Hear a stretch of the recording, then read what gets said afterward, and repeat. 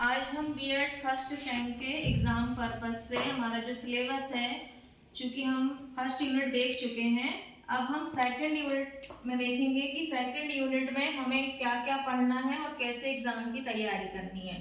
तो इसके लिए सिलेबस के अकॉर्डिंग हम देखें कि जो यूनिट 2 है ना, यूनिट 2 में जो वैदिक शिक्षा है, बौद्ध शिक्षा है और इस्लामिक शिक्षा है, ठीक है, इसकी हमें उद्देश्य, विशेषताएं और इसके जो कॉन्सेप्ट है, अवधारणा है, अर्थ है, इसके लिए हम क्या क्या पढ़ेंगे। वैदिक, बौद्धिक और इस्लामिक के लिए कॉन्सेप्ट पढ़ना है, अवधारणा पढ़ना है, उद्देश्य, विशेषताएं, इन तीनों का ये हो जाएगा आपका, है ना।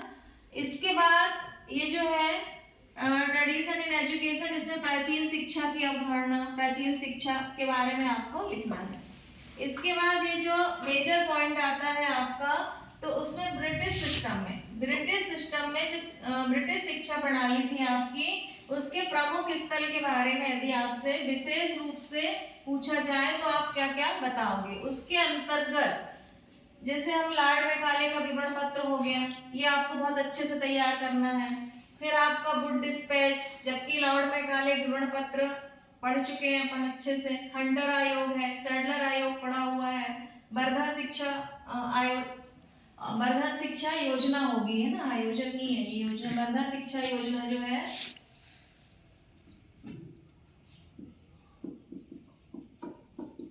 इसके बाद कलकत्ता, मद्रास, बॉम्बे जो विश्वविद्यालय थे उनकी स्थापना, सर्जट योजना, और इसके अंतर्गत जो भी ब्रिटिश शिक्षा प्रणाली के प्रमुख स्थल आते हैं, ये तो हमने देखे। इसके अंतर्गत जो भी 3-4 और बाकी शेष हैं, उन सबको भी हमको अच्छे से एग्जाम की दृष्टि से देखना है, पढ़ना है, समझना है, ठीक है।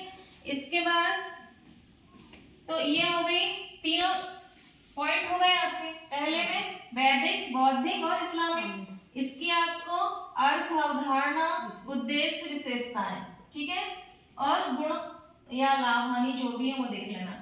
फिर उसके बाद आपका ये ट्रेडिशन इन एजुकेशन में प्राचीन शिक्षा की अवधारणा, कि प्राचीन समय में कैसी शिक्षा दी जाती थी। तो प्राचीन समय में हमने बहुत सारी शिक्षाओं के बारे में देखा था। आपने वैदिक शिक्षा देखी थी, गुरुकुल प्रणाली देखी थी, है ना, कुछ इस तरह से आपने पढ़ा था। और भी जो प्राचीन शिक्षा से संबंधित चीजें हैं वो आपको इसमें पढ़ना है। इसके बाद मेजर पॉइंट में यहाँ पे अपन देखें कि ये जो ब्रिटिश शिक्षा प्रणाली में ये सारी चीजें हमने देख ली। इसमें से जो है Lord Macaulay, Wood dispatch, Hunter आयोग, सैडलर आयोग, वर्धा शिक्षा योजना है, कलकत्ता, मद्रास, बॉम्बे विश्वविद्यालय की स्थापना है, सर्जट योजना है, हार्टक योजना है, और भी जो ब्रिटिश प्रणाली से संबंधित चीजें हैं वो हमको इस तीसरे नंबर पर देखना है, ठीक है, पढ़ना है।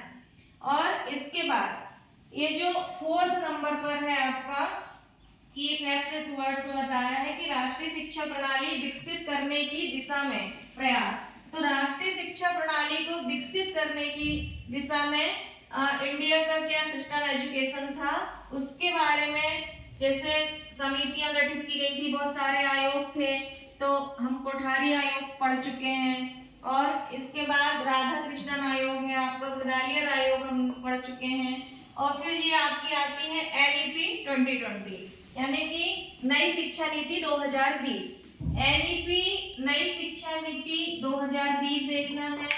और शिक्षा नीति जो पॉलिसी है वो नेशनल एजुकेशन पॉलिसी, जो नेशनल एजुकेशन पॉलिसी है जितनी भी है वो सब तो हम पढ़ेंगे, समझेंगे, लेकिन विशेष कौन कौन सी देखना है। एक तो आपको 1968 और 1986 और 2020। तो इस तरह से आपका ये यूनिट सेकंड में हमें इतना सब कुछ देखना है, ठीक है। तो अब हम अगली यूनिटों में हम अगले टाइम पे हम यूनिट 3 और यूनिट 4 को कवर करेंगे कि हमको एग्जाम की दृष्टि से और क्या क्या पॉइंट पे फोकस करना है और क्या क्या पढ़ना है, ठीक है। Thank you.